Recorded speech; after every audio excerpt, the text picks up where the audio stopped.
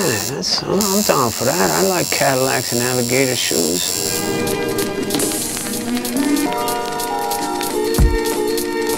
I'm Mark Mahoney, and we're here at the Shamrock Social Club, beautiful Sunset Boulevard in the heart of the Sunset Strip. And we doing it like we do it every night here at the Shamrock.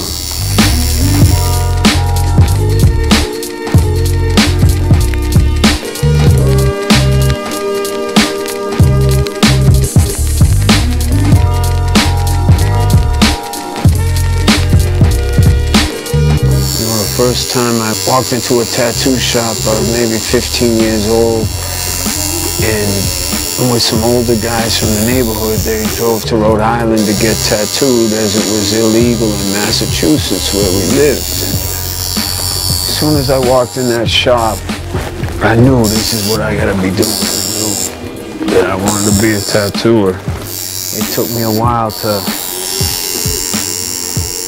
get some game and get some machines, and the guy that was like the leader of our little greaser gang, Mark Mahoney, he had joined the Navy, and he learned how to tattoo from a guy, and it was in Jacksonville, Florida, named Cool Hand Luke, and he came back with a bunch of tattoo equipment and on leave and wanted me to do a back piece on him, so he gave me the little quick version, and I dove right in. It's been at it ever since, you know. That was like 1976, and I bought my own shit in 1977, so I consider that my real starting date. So I've been at it 77 on.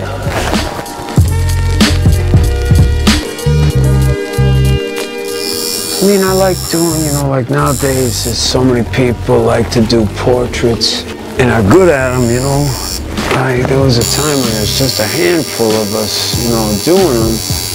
But, you know, one of my favorite things is always to do, you know, like someone's whole snapshot. So there's a picture of Dad in the driveway with his new Oldsmobile or something. I'd like to do the whole thing with the, you know, the driveway and the garage and the background and the lawnmower and Dad and his Oldsmobile, you know.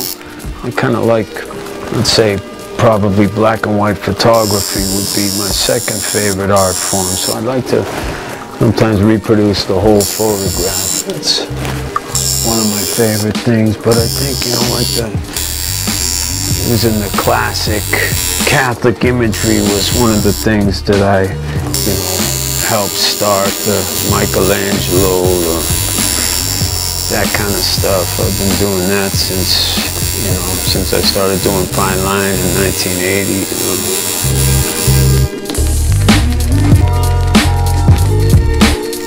You know, I tattooed 2, 3, 4 years and bounced in between Manhattan and Massachusetts, and I was in New York. I would tattoo like, you know, punk rockers or musicians or artists, and then I go back to Boston and I tattoo out of the Motorcycle Club clubhouse, you know. I didn't get to see too much good work until I came to California, you know, and then when I saw the stuff from Freddie McGrady and Jack Rudy, the stuff coming out of Good Time Charlie's, that, you know, I flipped my lid. That was a whole nother thing, and it's like a whole new beginning for me, seeing that fine line black and gray stuff.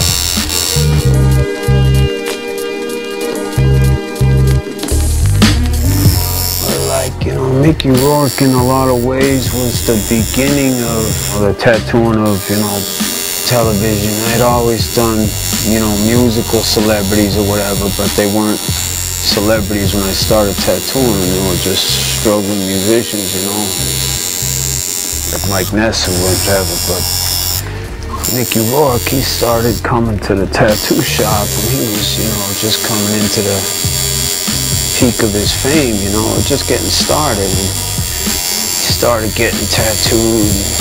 He was riding motorcycles, and he kind of he's one of the people that him and Cher maybe that made it kind of okay to get tattooed. People will see them, and it was really a turning point in the way people saw tattooing in general. But Mickey has, you know, stayed a close friend, and I mean, I try to like befriend the people I tattoo. I try to get to know them, and most of the people that I tattoo, I'll end up, you know, tattooing them again and again for the rest of their lives. You know, maybe their kids or their grandchildren. But Mick is a loyal friend. It's interesting that he went to the same high school as this other celebrity friend of mine, Johnny Depp.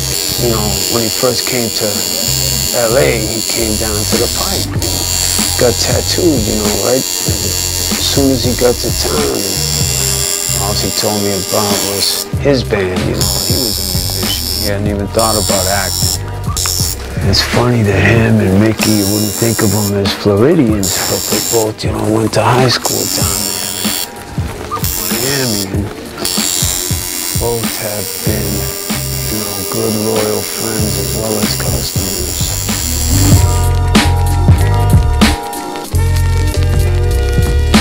You know what, for me, tattooing has been pretty all-consuming. I work 6 or 7 nights a week right up until maybe 2 years ago when I started taking, you know, 2 nights a week off all the time. And, you know, I just kick it with my family, and I like, you know, cars and motorcycles and stuff, but I'm hanging out with this guy, Stanley Moskowitz, and he looks down at my alligator shoes, and he tells me, Tony Polito. I'm like, what? He goes, you remind me, that's who it is. I've been trying to think about it. Tony Polito. I'm like, what do you mean, Tony Polito? He's like, now, Mark, you don't have no hobbies. You don't hunt or fish. I'm like, no, not really. He goes, Tony Polito. He goes, I look down at your shoes. Tony Polito got 200 pair of shoes, he says. Got alligator shoes, every color. I'm like, yeah, you know, that's what I'm working on, too. He says, he's got 3 Cadillacs. He bought a new one in 74, still got it. Bought a new one in... I go, yeah, I'm down for that. I like Cadillacs and alligator shoes. I'll be part of the Tony Polito program. So there you are, you think you're doing something original and unique, you know.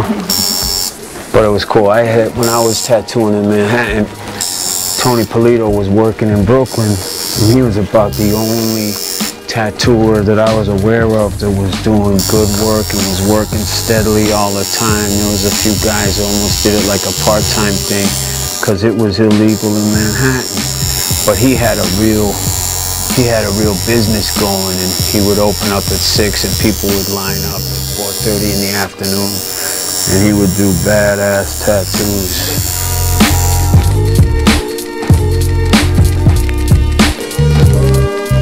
You know what, when I worked with Jack was good about getting me off my ass and getting me to conventions, you know. I think I'm just a creature of habit. I like working in the same spot. Maybe it's because I used to have to travel and lug my shit around from spot to spot, tattooing illegally, that once I did get a spot, I didn't want to leave it. But Jack used to, you know, take me to conventions in the early 80s there, and it was fun then. It was a smaller community. You get to the point where you pretty much know everybody, and not that many people to know, but now it's a little overwhelming.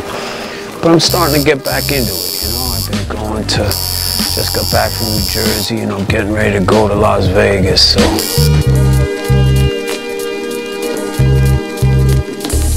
Somehow I think people think it's gonna be hard or whatever.